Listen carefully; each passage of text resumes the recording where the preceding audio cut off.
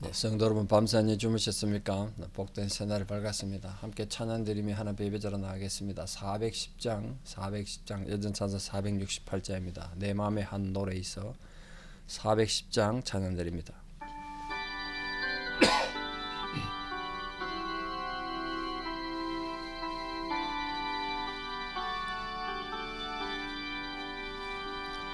내 맘에 한 노래 있어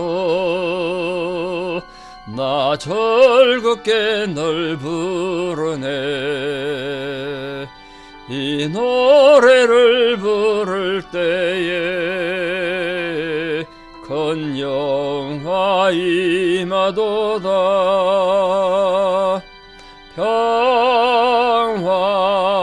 평화 하나님 주신 선물, 그 놀라운 주의 평화 하나님 선물일세. 주 십자가 지심으로 날 구원해 주셨으니 주 예수님 고난받아 나 평화 누리도다. 평화 평화 하나님 주신 선물, 그 놀라운 주의 평화 하나님 선물일세.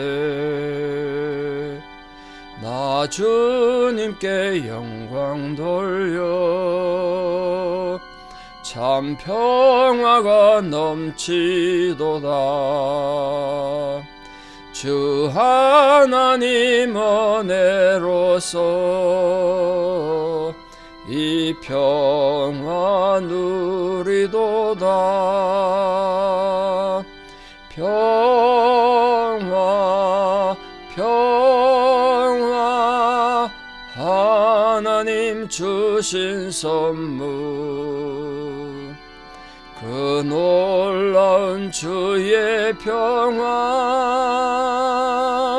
하나님 선물일세. 이 평화를 얻으려고 주 앞으로 나아갈 때 주 예수님 우리에게 이 평화 주시도다. 평화 평화 하나님 주신 선물, 그 놀라운 주의 평화 하나님 선물일세. 아멘. 주기도문으로 우리의 신앙을 고백드립니다.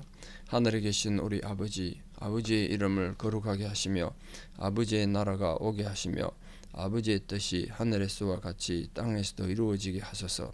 오늘 우리에게 일용할 양식을 주시고 우리가 우리에게 잘못한 사람을 용서하여 준 것 같이 우리 죄를 용서하여 주시고 우리를 시험에 빠지지 않게 하시고 악에서 구하소서.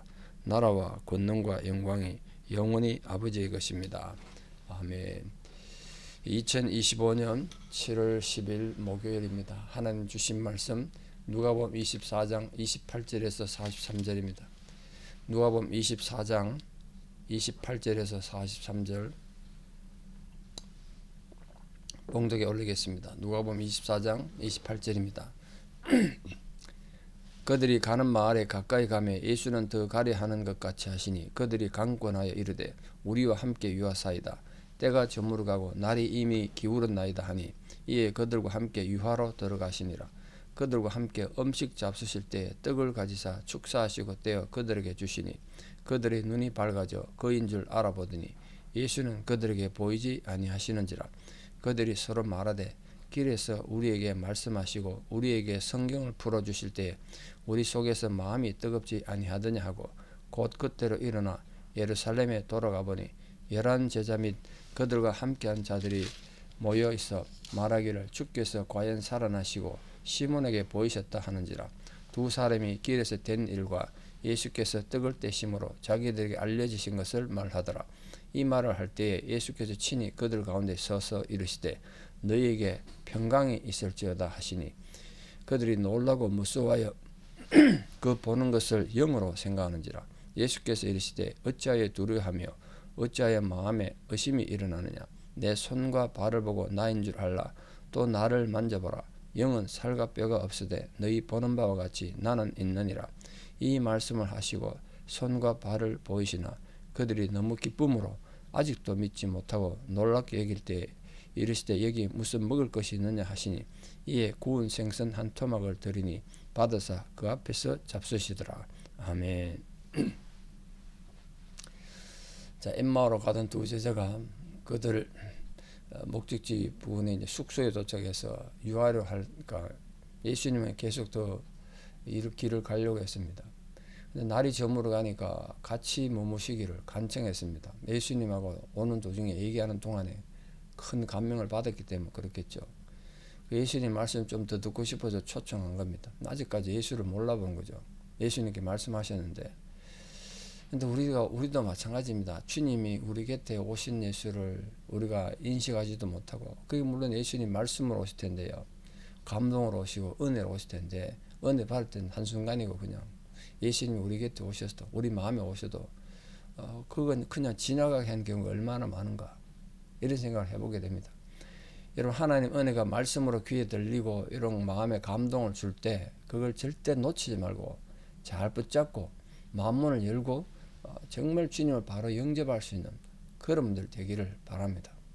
자, 이제 예수님께서 이 제자들의 간청에 의해서 함께 식사를 하게 됐는데, 그때 예수님께서 빵을 가지고 축사하시고 떼어서 그들에게 주셨습니다.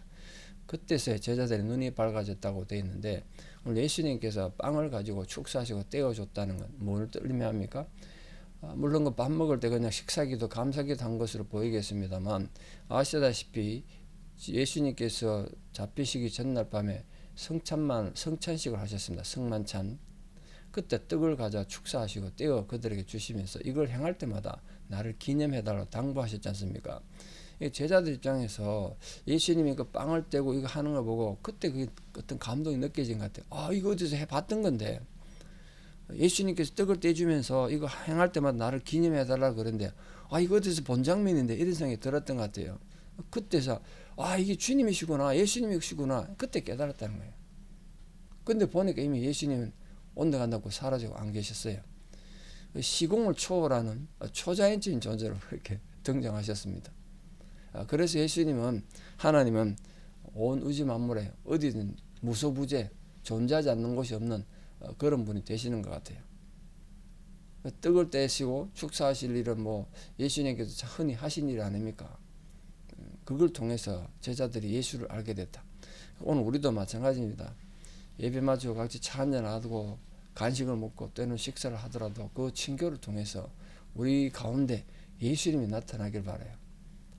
여러분 구역 모임에서, 이웃과의 모임에서 우리의 감사의 기도와 식사를 나누는, 떡을 떼는, 빵을 나누는 그 행위를 통해서, 그게 예수님께서 우리에게 주신 은혜니까, 그걸 단지 종교적 행사로 이렇게 국한시킬 것이 아니라 여러분 모든 삶에 적용해서 정말 여러분 삶 한가운데 주님이 여러분과 함께하는 감동을 늘 느끼며 살기를 진심으로 축복합니다. 자, 예수님께서 사라지고 나니까 이 글로바와 또 한 명의 제자 이름은 알 수는 없습니다. 이 제자들이 어떻게 반응했습니까? 그들이 그제서야 방금 길에서 있었던 일을 되새겨 본 겁니다. 그분이 누군지 몰랐는데 그분이 구약 성경부터 막 풀어 해석하면서 메시아의 고난과 죽음에 대해서, 부활에 대해서 설명했단 말이에요. 그걸 들을 때 가슴이 뜨겁지 않더냐, 이래 말했습니다. 가슴이 불탔다는 거예요. 우리는 지금도 어떤 식으로든 기적을 보고 그래야 예수 믿는 것이 아니라 지금 말씀을 통해서, 말씀이 우리 가슴에 왔을 때 가슴이 뜨거워지고 영적으로 반응하고, 그러면서 신앙을 가지게 되고 확신을 가지게 되고 기쁨을 가질 수 있는 겁니다. 기독교가 말씀의 종교니까. 우리 부디 모든 성도님들 설교 시간에 정신 바짝 차려서 말씀을 들으시고, 지금 주님께서 내 마음을 뜨겁게 하는 시간이잖아요. 그 시간 잘 받아들이셔서 또 성경 읽을 때 눈을 열고 마음의 문을 잘 열고 말씀 통해서 여러분 그 말씀 여러분 마음을 뜨겁게 하는 은혜가 있기를 진심 축복합니다. 그래서 회개할 것 회개되어지고, 절망 가운데 있는 자들 소망을 가지게 되고, 또 죄에서 돌아서고 소망을, 기쁨을, 또 하나님 주신 위로를 이 말씀을 통해 받게 되는 감동이 있기를 바랍니다. 그러니까 결국은 이 제자들이 성령이 함께 하지 않을 때는 예수님이 곁에 계셔도 몰라왔는데, 이렇게 말씀을 통해 성령이 감동이 하고 자기들 마음속이 뜨거워지니까, 쉽게 말해 성령이 감동한 거 아니겠습니까? 그때서만 부활의 주님을 제대로 알고 있었다고요. 우리도 마찬가지입니다. 성령이 우리 속에 지금 안 계시면 주님을 옆에 두고도 모른다니까요. 늘 성령 충만함으로 성령의 감동을 받는 그런 성도로 살아가는 우리 모두가 되기를 진심으로 축복합니다. 자, 이 제자들이 예수님이 부활하셨구나, 그 부활하신 주님이 우리를 찾아오셨구나 깨닫고 난 뒤에 즉각 무엇을 했습니까? 엠마오로 내려가던 걸 취소하고 예루살렘 돌아갔어요. 엠마오로 꼭 가야 될 일 있고 볼 일이 있고 그런 것 같으면 엠마오로 계속 갔을 텐데 그게 아니었던 거예요. 그러니까 낙심하고 절망해서 내려갔던 거예요. 근데 그 낙심이 사라지고 절망이 사라지니까 기쁨을 가지고 다시 예루살렘 돌아간 겁니다. 돌아가서 거기서 제자들을 만났더니 거기 또 이상한 소리 듣습니다. 부활한 예수님께서 베드로에게 나타나셨고 자기 자신들이 겪었던 걸 막 경험한 거예요. 물론 예수님께서 베드로에게 언제 나타나셨는지는 알 수 없지만 베드로가 예수님을, 부활하신 예수님을 만났다는 것은 엄청난 영향을 줬을 거예요. 여자들의 부활 소식은 믿지 않았지만 시몬 베드로가 전하는 소식은 부정할 수 없잖아요. 믿지 않을 수가 없었어요. 이 두 제자가 보고한 보고는 예수님께서 베드로에게 나타나셨다는, 부활하셨다는 것도 확인시켜 준 거죠. 자기들도 경험했으니까. 모든 유대인들의 눈이 무서워서 자기들도 예수님처럼 비참하게 처형당할까 봐 두려워서 숨어 있었지만, 예수님께서 부활하셨다는 소식은 정말 그들에게 진짜 복음 아니겠어요? 말 그대로 복음. 얼마나 반갑고 감사한 소리겠습니까? 오늘도 우리가 세상을 큰 소리치며 살아갑니다만 죄와 불안과 절망의 이 어둠과 두려움 속에 살고 있는 분들이 얼마나 많겠어요? 설교를 듣는 여러분들 중에 지금 마음에 불안과 두려움이 없습니까? 또 혹시 죄의 짐에 눌린 분들 없습니까? 그것이 정말 부활하신 주님을 만남으로, 주님이 내게 찾아오심으로써 그 모든 불안과 짐이 다 사라지는 감동을 여러분도 구체적으로 누리는 부활의 주님의, 부활의 제자가 되는 은혜가 있기를 바랍니다. 그래서 우리 성도님의 책임은 이렇게 마음에 무거운 짐이 있는 사람들, 내가 만난 그 부활의 위로를 그들에게 전하고 그들을 주님께로 인도하는 것, 그게 우리 책임이란 말이에요. 자, 그때 제자들이 뭐 이러고 저러고 말하고 있는 그 상황에 그 가운데 갑자기 예수님께서 나타나셨습니다. 지금 문이 닫혀 있단 말이에요. 그러니까 예수님께서 이미 부활하신 뒤에는 이 원래 예수님의 영원한 모습이 되셨기 때문에 시공간을 초월하는 그런 존재가 되셨던 것 같아요. 벽 깨고 도는 것이 아니라 갑자기 나타나는, 뭐 영화나 이런 데만 갑자기 홀로그램처럼 딱 나타나, 이런 식으로 나타나신 것 같아요. 그러면서 너에게 평강이 있을지어다, 이렇게 말씀하셨습니다. 평강이 있을지어다. 왜 평강을 축복했겠습니까? 샬롬을 그들의 축복했겠어요. 지금 불안하고 두려우니까, 그 평강을 잃어버렸으니까 그걸 다시 말한 겁니다. 물론 이거 유대인들의 만난 인사긴 했습니다만, 유대인들끼리 인사, 지금 제자들을 향해서 예수님께서 단순한 인사의 의미 넘어서 그들의 두려움과 불안과 죽음의 공포를 몰아내고 평강을 마음에게 주셨어요. 그 예수님의 모습을 본 제자들은 아직도 평화롭지 못했습니다. 주님이 나타나니까 반갑긴 했겠는데 본문에 보니까 두려워했대요. 놀라고 무서워했대요. 놀라고 무서워했어요. 왜 그랬습니까? 그 보는 것을 영으로 생각했대요. 영. 유령으로 생각했대요. 유령. 귀신으로 생각했다는 거예요. 지금 아직도 못 믿은 거, 아직도 그래요. 그러니까 참 신앙 갖기가 얼마나 어렵습니까? 분명히 요한복음에 의하면 분명히 예수님께서 그때 문이 닫혔는데 돌아가셨다고 기초적으로 기록되어 있습니다. 여기서 우리가 예수님이 이 제자들 눈에 직접 보이기도 하고 직접 만지기도 하고 그랬습니다만, 십자가 처형당할 때와는 분명히 다른 모습이었다. 시공을 초월한 모습이었다. 그걸 우리가 알 수 있죠. 그러니까 지금도 언제 어느 곳에서나 우리의 기도를 들으시는 주님은 그러므로 가능하다. 여기서 굉장히 또 우리가 중요하게 생각해야 될 좀 이해하기 힘든 부분이 있는데, 예수님께서 38절에 어찌하여 두려워하며 어찌하여 마음에 의심이 일어나느냐 그러시면서 내 손과 발을 보고 나인 줄 알라 그랬습니다. 손과 발에 뭘 보라는 뜻일까요? 못자국을 보라는 거죠. 근데 여기 제 질문이 이겁니다. 죽은 예수님이 부활하셨는데 왜 그 상처는 그냥 두고 못자국 그냥 두고 부활하셨을까요? 그 우리 영화 같은 데 보면 초능력 가진 사람이 칼에 찔려도 그 상처가 싹 사라지고 총에 맞아도 싹 사라지고 그래 또 다시 사는 이런 거 있지 않습니까? 예수님 그거 왜 안 되고 이 못자국이 못이 큰데 굉장히 그 못자국나 구멍 난 채로 그대로 부활하셨을까요? 그건 왜 치유가 안 됐을까? 죽었다가 살아난다도. 중요한 건 증거죠, 증거. 이 믿음 없고 연약한 우리들을 위한 증거. 하나님 쪽에서 보면 참 유치한 일이시겠지만 그거 하나 해결 못 하시겠어요. 못자국 없애는 건 일이겠습니까? 죽었다가 살아나시는데. 그런데 예수님이 그랬어요. 나를 만져보라. 만져봐. 손자국, 못자국 손가락 한번 넣어봐. 이렇게 말했잖아요. 나 도마 보고도 손을 끌어다가 그 찬자국에 손가락을 넣었다는 거 아닙니까? 구멍난 창자국에. 그냥 그대로 둔 건 우리를 위한 믿음 없고 연약하고 두렵고 불안에 떨건 우리들을 위한 증거로 그렇게 보여주셨어요. 그래서 이제 나를 만져봐 이렇게 말했습니다. 영은 살과 뼈가 없지만 너희 보는 대로 나는 있느니라 그랬습니다. 그러면 제자들이 믿어야 되는데 41절에 이렇게 말했습니다. 너무 기쁘기 때문에 아직도 믿지 못하고 놀랍게 하겠다. 아직도 못 믿었대. 이 믿음이 이렇게 힘든다. 믿음이 이렇게 힘들어. 우리가 내 생각과 내 감정으로 이해되지 않으면 안 믿고 그냥 내게 이해돼야 믿고 그게 믿음이 아닌 거죠. 그걸 초월해야 되는데 자기 한계를 초월하고 자기 회의감을 초월해야 되는데 자꾸 회의에 빠지는 거죠. 그럼 제자들 보고 이 믿음 없는 인간들아 이렇게 책망하지 않으시고 예수님 사랑이죠. 예수님께서 내가 정말 살아있는 영이 아니라는 거 귀신이 아니라는 걸 보여주기 위해서 뭘 했습니까? 너희에게 뭐 먹을 것이 있느냐? 생선 한 토막 드렸습니다. 그걸 드셨어요. 육체가 분명히 부활하셨다는 겁니다. 영만 부활한 게 아니고 생선을 드셨단 말이에요. 영은 생선을 못 먹는데 육체는 먹지 않습니까?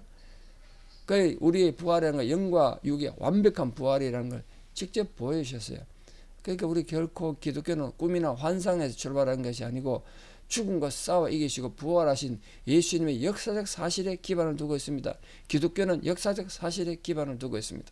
그러니까 지금도 우리가 우리 찬송가처럼 이 눈에 아무 증거 보이지 않아도 믿음만을 가지고 굳게 걸어갈 수 있는 또 걸어가는 그런 성도가 되어야 되는 겁니다.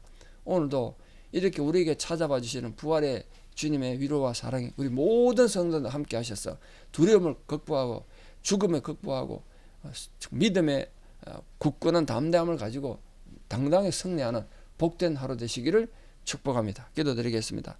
아버지 하나님, 오늘도 부활의 주님의 감격으로 죽음의 절망과 두려움 속에 젖어있던 제자들을 찾아오시고 그들을 책망하거나 나무라지 않으시고 그들의 믿음을 다시 불러일으키셨고 그들 속에 소망으로 일으키시고 평강을 허락하신 하나님 주님의 은혜를 진실로 감사합니다. 오늘도 주님께서 부활의 주님께서 찾아오셔서 얼마든지 해결할 수 있음에도 불구하고 못자국 난 손과 발을 보이시며 우리의 믿음 없는 자들을 책망하지 않고 그 믿음 가지기 위한 도구로 쓰여 주셨습니다.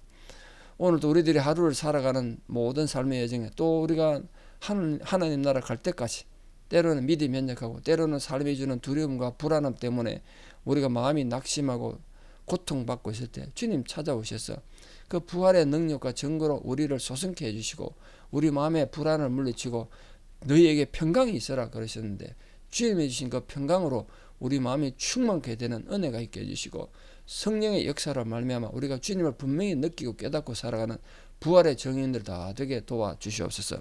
이제는 우리 주 예수 그리스도의 은혜와 하나님 아버지의 만극하신 사랑과 성령님의 위로 교통 역사하심이 오늘도 부활의 주님을 구체적으로 체험하고 그 주님이신 평강으로 살아가기를 결단하는 사랑 성도님들의 위대한 신앙의 고백 위에 또 우리 사랑 모든 자녀들 삶 위에 지금도 주의 도움이 필요한 고난 가운데 있고 또 병상에서 치유 중인 우리 성도님들 힘겨운 상황 위에 이제부터 영원토록 함께 하시옵기를 간절히 축원하옵나이다. 아멘. 예, 여러분 오늘 하루도 주님이 부활의 주님 주시는 평강으로 사시는 분들 되기를 축복합니다. 감사합니다.